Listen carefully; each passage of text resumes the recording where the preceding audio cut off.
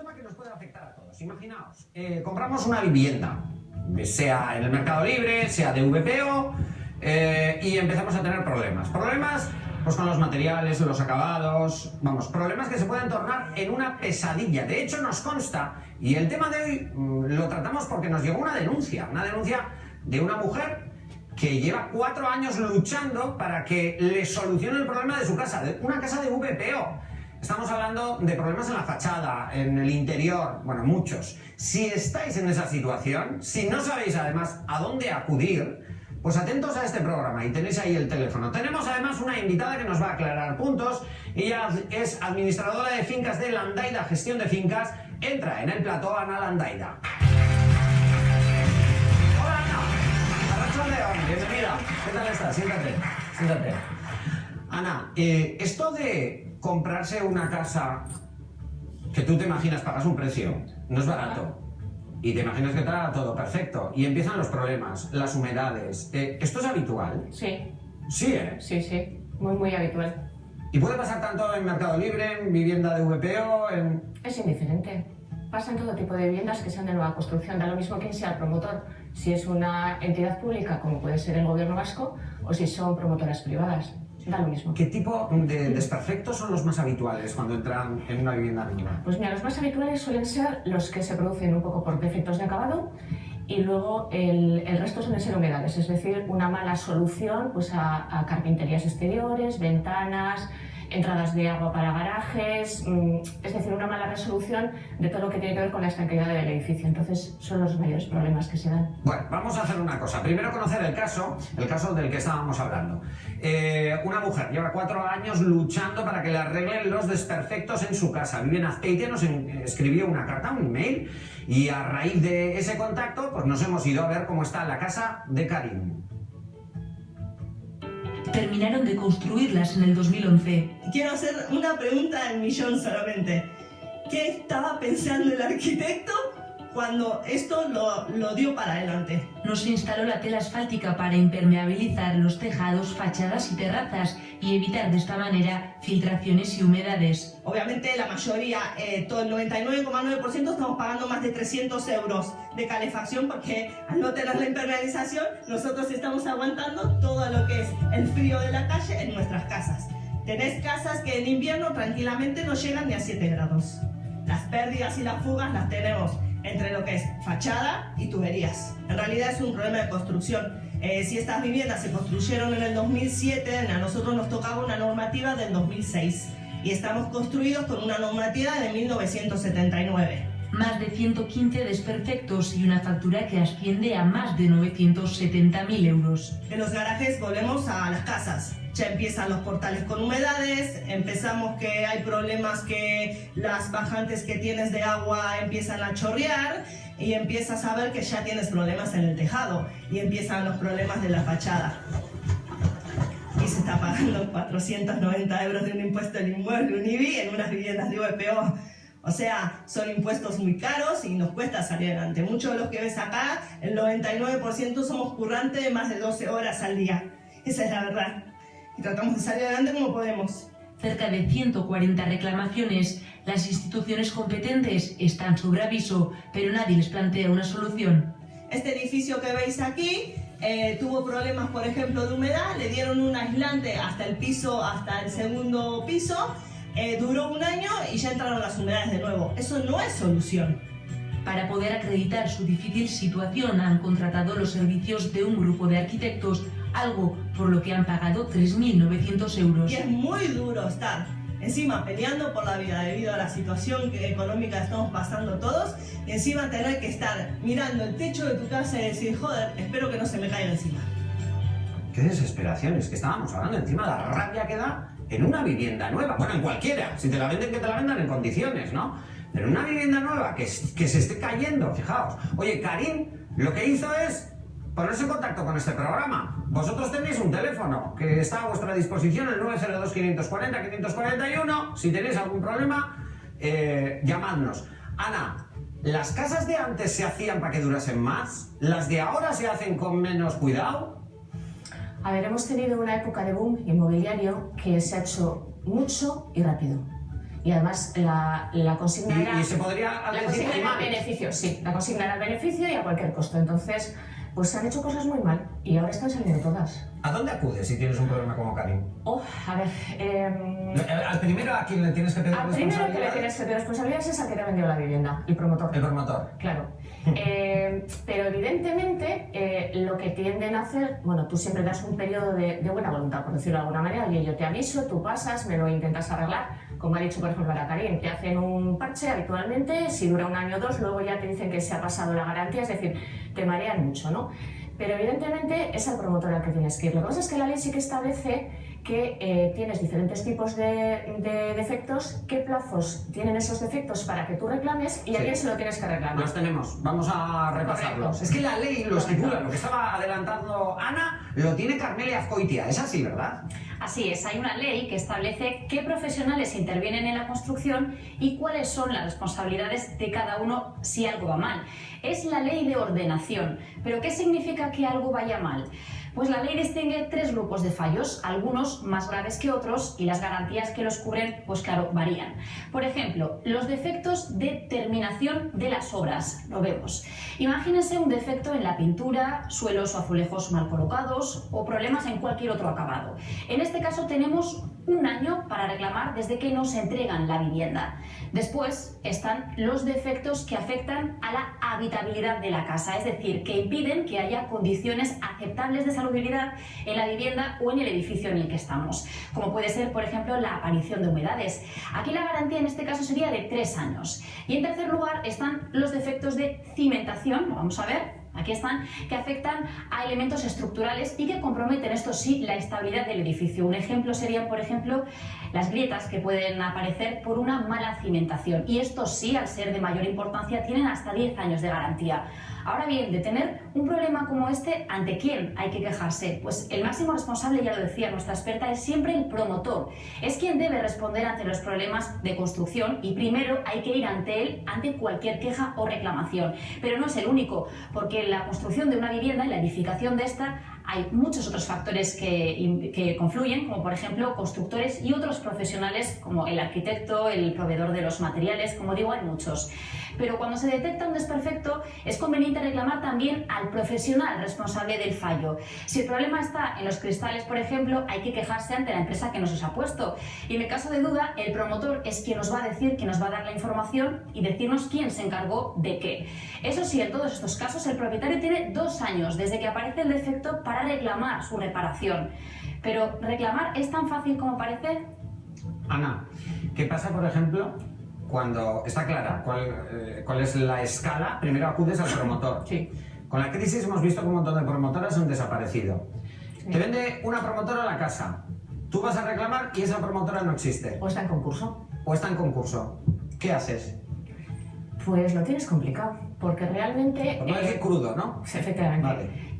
Lo más lógico es que hayas interrumpido los plazos de prescripción contra, como estaba diciendo la compañera, contra el arquitecto y el aparejador, de manera de que si por lo menos, después de que tengas una sentencia judicial, se determina que tienen algún tipo de responsabilidad, los seguros de esos dos profesionales pueden pagarte parte de los desperfectos que tú estás reclamando. Pero evidentemente los defectos de ejecución, que son achacables en mayor medida a la promotora, aunque también podrían ser al aparejador, pues evidentemente si está en concurso o en quiebra o ha desaparecido, no los ves. Abra mesa. Jordana me estaba diciendo que conoce muy bien el tema.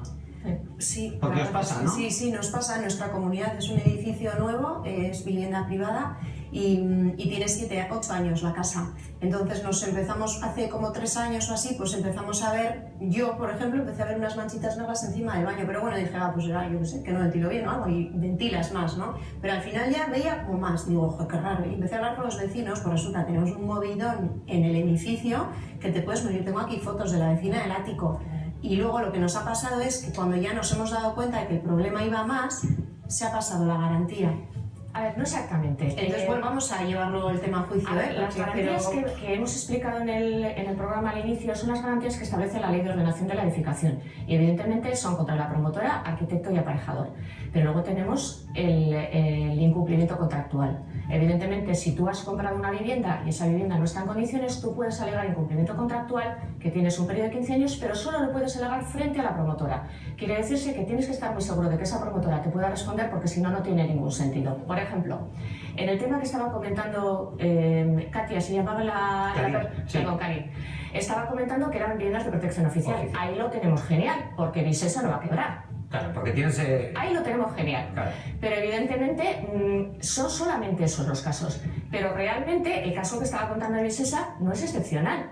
Pero para nada. O sea, el gobierno vasco está construyendo viviendas con las mismas características y parecidas circunstancias en las que está construyendo la promoción privada. Es decir, nos encontramos con la misma problemática, sea vivienda de protección oficial o sea vivienda privada. La única ventaja que tenemos es que está Visesa por detrás. Y a la hora de la reclamación podrías tener... Pero es que aquí tenemos también otro problema, y es que todo el mundo cree que con reclamar, con denunciar es suficiente. No.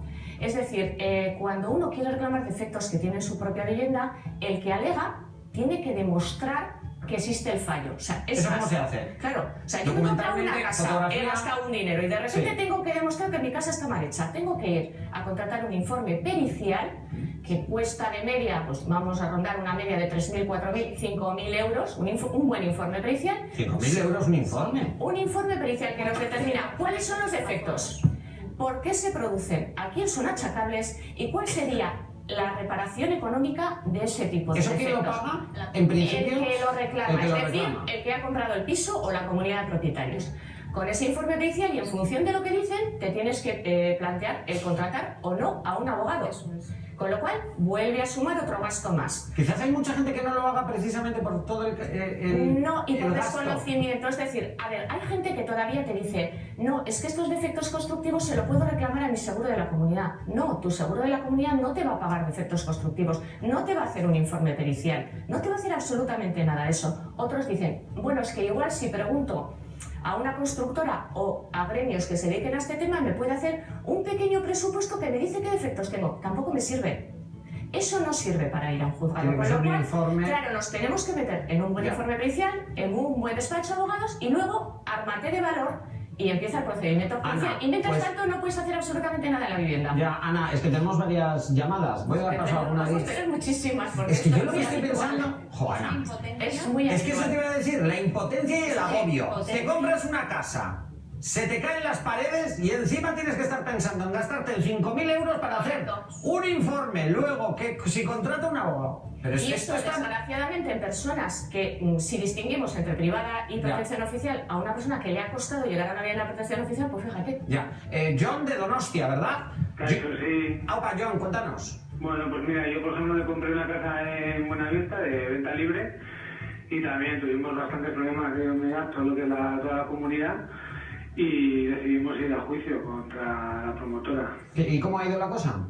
Bueno, pues medianamente bien, medianamente mal. A ver. Sí que salimos favorecidos, pero bueno, principalmente pues enfocado más a los vecinos que eran los que peor condiciones tenían en la casa. Cuando hablamos de peores condiciones, ¿a qué nos referimos? Cuando hablamos de problemas de humedad, ¿qué problemas teníais, John? Pues yo particularmente, bueno, problemas de humedad, pero muy poco, en lo que es en el baño y en otra habitación. Había vecinos más afectados, ¿no? Mucho más afectados, sí. Luego, por ejemplo, en la primera planta, lo que es donde están las entradas a las viviendas y los ascensores, ahí hay muchísimas manchas de humedad y, bueno, pues en definitiva, luego también la promotora decía que era culpa nuestra porque no ventilábamos y cosas así. Que era culpa nuestra porque no ventilaba.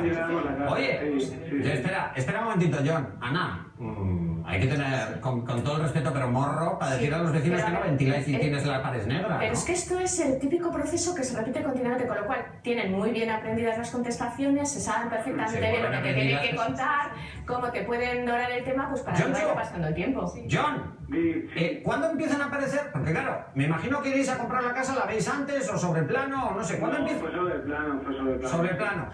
Una vez que entráis en vuestra vivienda, ¿Os encontráis con ese problema o aparece más tarde? No, bueno, es que estuvimos un año sin entrar a la vivienda, entonces al final, para cuando llegamos, pues empezaron a aparecer, pero luego ya un poco cuando estábamos un poco viviendo en casa, más adelante. Bueno. Al final también no, cuando empezamos a vivir no estaban. No estaban. Pero ya te digo, yo casi no tenía muchos problemas. Ya, pero había otros que sí, ¿no? Otros sí. John, gracias por compartir, aunque sea una mala experiencia, que nos sirva para todos. Es que ricasco. Quiero arte. Juan María de Deusto, lo que decía, mientras escuchaba a John, decía que a él le ha ocurrido que se hipotecó para comprar una vivienda, tuvieron problemas, la constructora desapareció y ahora no saben a quién pedirle. Sí, ríete, pero vaya, Juan María de Deusto estará agobiado con su familia. No, a ver, me río porque realmente, a ver, todas estas cosas vienen porque existen unas leyes, pero luego nadie hace que eso se cumpla antes de que yo tenga que reclamar. Es decir, yo siempre digo que ¿por qué tenemos que llegar a que cada uno se solucione su propio problema? Si el ayuntamiento ha dado una licencia, si el gobierno vasco está entregando una serie de viviendas, sí, es decir, si han intervenido una serie de personas que te han dicho que van a hacer esto de esta manera y tú les has dado la licencia para hacerlo, ¿por qué luego no hay nadie que vela porque eso esté bien hecho y tiene que ser el propio particular el que tenga que ir al juzgado a reclamar? Pero estas humedades de la casa de John o los desperfectos de la casa de Karin, ¿esto ocurre porque es inevitable? ¿Porque vivimos en Euskal Herria y llueve mucho? ¿O porque se han hecho mal las cosas? No, porque se han hecho mal las cosas. Es decir, a ver, hoy en día existen unos adelantos, tanto tecnológicos como de materiales, que implican que todo tiene solución. O sea, nadie te puede decir que existe un problema de que tú puedes dejar un garaje y tiene que entrar agua por obligación. No. Otra cosa es que será más caro o más barato hacerlo bien. Probablemente habremos elegido la opción más barata. Albitre. Es que la cuestión que a mí me está chocando, porque recurrentemente aparece el nombre del gobierno vasco, y es decir, la problemática tal y como la estás describiendo y como la están escribiendo es idéntica en la iniciativa privada y en la iniciativa pública. En la iniciativa privada, como es el caso que planteaba Jordana, pues oye, con todos los respetos, con tu pan te lo comas, en el sentido de que es una iniciativa privada, puedes encontrar con un promotor que es un genio y tal, pero que viviendas pagadas a iniciativa, es decir, a iniciativa pública, es decir, a iniciativa de todos, no estén sometidas durante su ejecución, durante su construcción, a un control más estrecho por parte de las instituciones, joder, resulta sumamente desasosegante. Resulta chocante. Es más, el otro día me comentaban a mí que el gobierno vasco, las viviendas de protección oficial que está promoviendo, tienden a ser ciertamente vanguardistas en cuanto a su diseño, es decir, tienden a ser un poquito novedosas en ese sentido. Claro, emplean soluciones que luego realmente las contratas no están habituadas a plasmarlo, es decir, una contrata de albañilería, de carpintería, está acostumbrada a hacer lo que habitualmente se hace. Entonces, cuando le sacas de esas cosas que se salen de lo normal, cuesta darles una solución satisfactoria. Es decir, no existe personal que esté bien preparado o no eligen correctamente al personal que tenga que hacer esas cosas tan vanguardistas que se proponen. ¿Qué sucede? Que luego nos surgen esta serie de problemas y una vez hecho es difícil darle solución o costoso. Por ejemplo, lo que estaba pensando, y una vez pagado, porque claro, tú pagas todo, pues, no, digo, es que yo no sé cómo está la ley, pero para que no ocurran todo este tipo de cosas, pues igual no se puede pagar todo al principio y luego de repente que te ocurren estos problemas, ¿no? Claro, la cuestión es cómo solucionamos eso. ¿Cómo? Yo, en mi opinión, y no soy un novato, o sea, totalmente profano, que por un lado, si el promotor sigue funcionando, obligándole a que solucione el problema y si no, no dándole más promociones. Dos, si el promotor ya no existe, ¿por qué no crear un fondo, obligar a crear un fondo, una especie de fondo como de garantía, de compensación, ¿no? De fondo de compensación, como se le quiera denominar, de todas las constructoras que según van construyendo van poniendo ese fondo para que en el caso de que desaparezca se puedan cubrir estas situaciones. Claro. Mira, porque es que no hay otra forma. Existen partes, es decir, las promotoras lo que suelen hacer es durante un año tienen una serie de seguros o retenciones en dinero, de manera que si durante ese año surgen defectos puede no pagarles o puede obligarles a que las contratistas o la constructora que haya realizado el edificio pueda responder de eso. Existe también la opción de que los defectos que son de la propia estructura del edificio, que hemos dicho que tienen 10 años de garantía, es obligatorio desde hace ya varios años que tengan una póliza específica de responsabilidad civil que cubra todos los daños que yo pueda ocasionar. Pero claro, es muy difícil encontrar defectos de esas características en el edificio. Lo más normal son los típicos defectos que hemos mencionado de 3 años, con la mayoría de las veces humedades, cosas de ese estilo. Eso es bastante complicado, que exista eso que estáis comentando vosotros y que se le pueda dar solución a través de eso. Ha salido el tema. Tratándose de obra nueva, como es el caso de este, Sí. los ayuntamientos tienen una responsabilidad. No. Los ayuntamientos tienen que dar la licencia y luego los técnicos supervisan cuando hay un fin de obra, que la obra está terminada y está acabada conforme a la licencia que se concedió. Esa es la teoría. Joder, la teoría. Esa es la teoría, pero realmente cuando nadie dan la pasa del licencia, ayuntamiento, y es cierto, y aunque pasen, la ven por fuera, tiene la documentación del arquitecto que acredita que se ha recepcionado la obra correctamente, que se ha terminado y ya le dan el visto bueno. No puedes reclamárselo al ayuntamiento, no existe la opción, es decir, si además tú vas a los juzgados, ellos no tienen ningún tipo de responsabilidad en estos casos. Pero la licencia es la que certifica que la obra está terminada conforme a lo que se presentó. La licencia te la dan en función de un proyecto inicial que tú presentas. El proyecto cumple todas las normativas y lo presentan. Una de las cosas que hace el informe pericial es, primero, ese que se solicita, primero ir al ayuntamiento, sacar ese proyecto inicial, ver si exactamente se corresponde con lo que está hecho, pero eso es la labor del perito posteriormente.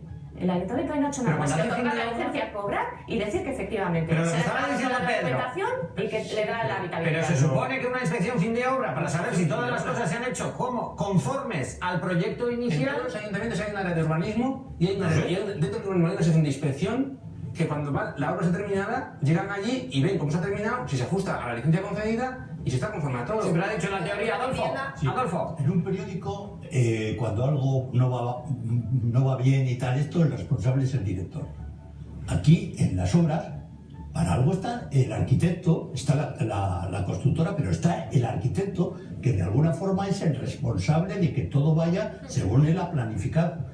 Entonces, esto, igual que con el tema de las constructoras o las promotoras, ¿por qué no se va contra el patrimonio, si desaparece la constructora, por qué no se va contra el patrimonio privado o particular de los que han formado esa constructora o de ese arquitecto? Es decir, si hay que buscar responsables, es fácil buscarlos, porque han sido los que han estado ahí, los que han hecho la casa mal, los que no han puesto las telas. Tiene mucho que decir, porque el ayuntamiento es el que da la licencia y el que inspecciona que la obra esté terminada conforme a la licencia. Pero además, si hay que buscar responsables, son los que han hecho, los que hacen el periódico, los que han hecho la casa o las viviendas. Y entonces esos, a lo mejor la constructora ha desaparecido, pero ellos tienen un patrimonio, y así como se va contra esto, cuando hay una casa y esto contra el patrimonio del padre, del abuelo, de no sé quién, aquí también. El tema de las humedades veo que es una constante en casi todos los casos. Luego está el tema de grietas. Hay que tener en cuenta que quizás esos, vamos a llamar, indicios pueden indicar un problema mayor, ¿no? En algunos casos, problemas de estructura, ¿no, Ana? O sea, que estamos hablando de algo que puede ser serio. Lo que pasa es que volvemos a necesitar al perito para que nos indique si estamos hablando de asentamientos, si estamos hablando de unas grietas que tienen que ver con la estructura, de qué estamos hablando al final.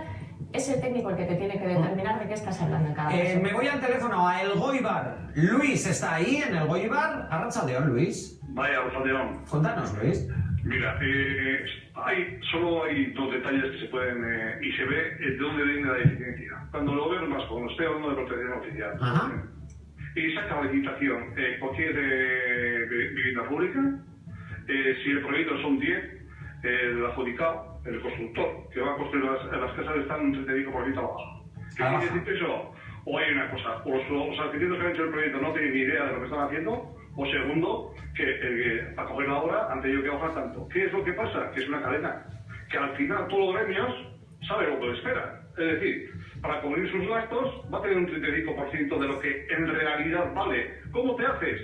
Pues buscando, pues, ¿qué te voy a decir? Mira, hablando mal y pronto, pues traes portugueses, como se suele decir. Entonces, la calidad de los operarios y de la obra es totalmente... Pero esto... Luis, ¿esto te ha pasado? Quiero decir, ¿esto tú lo tienes comprobado?